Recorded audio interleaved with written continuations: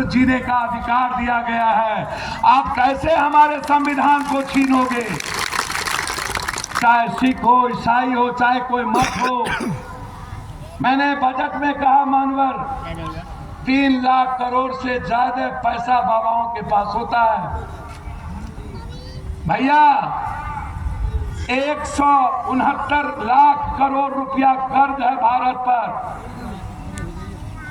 और इन लोगों के पास 10 लाख हजार करोड़ से ऊपर धन रखा हुआ है। हम उसकी बात नहीं करते हैं, हम बात करते हैं सड़क पर उस व्यापारी से पैसा लेने की जिसके पास जीने के लिए कुछ नहीं बचा है कोरोना के बाद। इसीलिए मैं बस इससे ज्यादा आज कुछ नहीं कहूंगा। मैं सिर्फ इतना कहूंगा, इस मुल्क में जब से मोदी जी आए, उनके पास इस मुल्क की सबसे बड़ी ताकत, उन्होंने जो झूठ बोला और हमला किया वो थे किसान, जिनको उन्होंने इस भारत के मुल्क का जो सबसे बड़ी ताकत थी, मोदी जी ने उस किसान की जिंदगी को तबाह कर दिया। और आज खाद भी 400 साढ़े 400 रुपया में मोदी मिलता है। 56 इंच का सीना है तो खाद तो दिला दो 250 रुपया में, है औकात। आज किसान बर्बाद हो गए। एक तरफ इसी मुल्क में 1.5 साल से मणिपुर, जहां वो मुसलमान नहीं है, या तो वो कुकीज है या तो वो मत्तो है जाति का, वो मुसलमान नहीं है। 100 से ज्यादा बेटियों का बलात्कार, आपने इतने मजबूत प्राइम मिनिस्टर है कि मेरी बेटी का बलात्कार होता रहा, और आप धृतराष्ट्र के तरह मुख दर्शक बन के हिंदुस्तान में बैठ के मेरी बेटी का तमाशीन बनते रहे। आप कैसा वजीर हो मोदी जी? आप, मुझे लगता है कि आपको सनातन क्या जन्नत में भी आपको तंग करेगा यह लाश जो बेटियां हमारी हैं। मोदी जी, अरे ईमान है तो अभी भी वक्त है आपके पास। सारी गलतियां को स्वीकार कर लो। आप कैसा प्रधानमंत्री हो? नेपाल जो सबसे छोटा देश है हमें आंख दिखाता है, और पोखरा में चाइना ने सैनिक का एयरपोर्ट बना लिया। तुम्हारी औकात नहीं हुई आज तक एक बार नेपाल को कुछ कर लो। मोदी जी, हमारे हाथ से मुल्क चले गए। श्रीलंका का रास्ता बंद हो गया, बांग्लादेश का रास्ता बंद हो गया, ताइवान और वियतनाम चीन ने अपने मुट्ठी में ले लिया। भूटान का मंत्री चीन में जाके बैठता है, और दुनिया के इतिहास में पहली बार, जब कभी इंदिरा गांधी थी, नेहरू थे, सरदार पटेल थे, लाल बहादुर शास्त्री थे, जिसने कहा था जय जवान जय किसान, किसी ने इस मुल्क की ताकत के तरफ देखने की हिम्मत की तो इंदिरा गांधी ने खरा जवाब दिया करता था।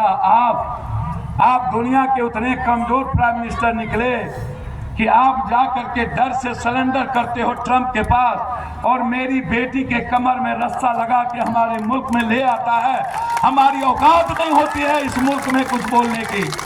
हम कैसे देश के लोग थे, हमारे देश के सामने ये हैसियत नहीं थी।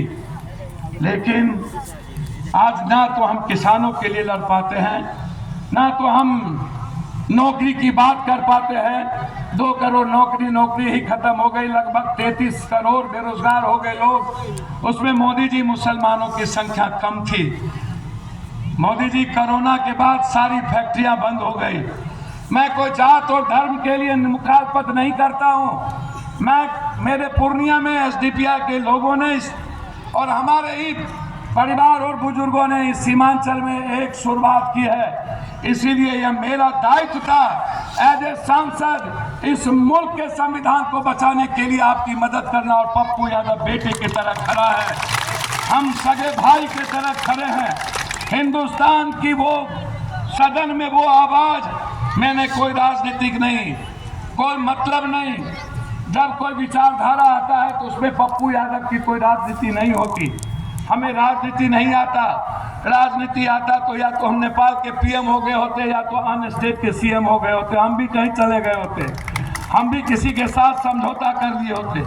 मैं मानता हूं कि बिहार बड़ा विचित्र प्रदेश है, अपनों को दूर भगाता है, दूसरों को गले लगाता है। कभी साहबुद्दीन जी आ जाते हैं चुनाव लड़ने, तो कभी एमजे अकबर, कभी कोई, कभी मुफ्ती मोहम्मद सईद, आप दूसरों के घर को अच्छा लगता है, जिया माए मरा मौसी आपको सौतेला तो अच्छा लगता है, लेकिन अपना बेटा जो दुनिया में सबसे ज्यादा आपकी वकालत करता है, यदि दुनिया में ये औकात किसी के पास है नंगे तार को छूने की, वो अकेला पप्पू यादव को है या तो प्रियंका गांधी को है, जो खुल के बोलता है।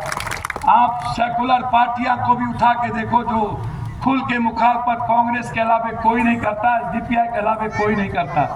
आप खुल के उठा के देखो, एक भी सेकुलर पार्टियां कोई नहीं करती है मुखालफत। इसीलिए आज पप्पू यादव चाहे आरक्षण का सवाल हो, जाति जनगणना, चाहे वक्फ का, चाहे किसी भी चीजों का, ये वक्फ, ये जो 100 लाख करोड़ का जो जमीन है मोदी जी, इस पर निगाह तो छोड़ दो।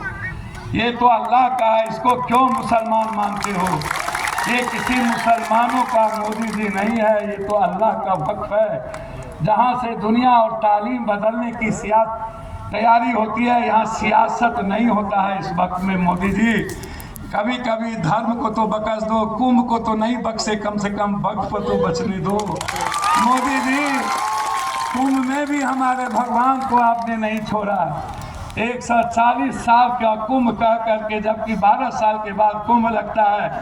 कुंभ के पानी को दुनिया का सबसे गंदा पानी बन दिया। आस्था की चीज थी, कुंभ मेरा था, जिंदगी मेरी थी, भगवान मेरा है, इबादत मेरा है। मोदी, तुमने तो जबरदस्ती भगवान बनने का प्रयास किया।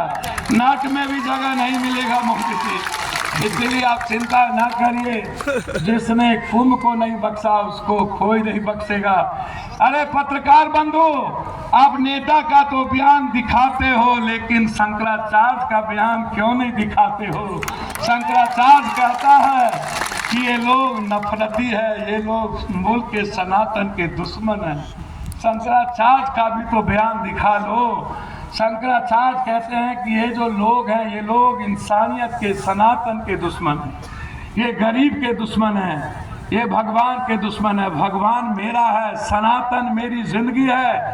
गरीब की जिंदगी में सनातन की विचारधारा है। जब तक गरीब की खुशियां नहीं बदलेंगे, तब तक पप्पू यादव चैन से नहीं बैठेगा, ये याद रखिएगा। 10 मार्च से सदन में जो हवा हाउस चलेगा, एक तरफ यदि आरक्षण होगा, दूसरे तरफ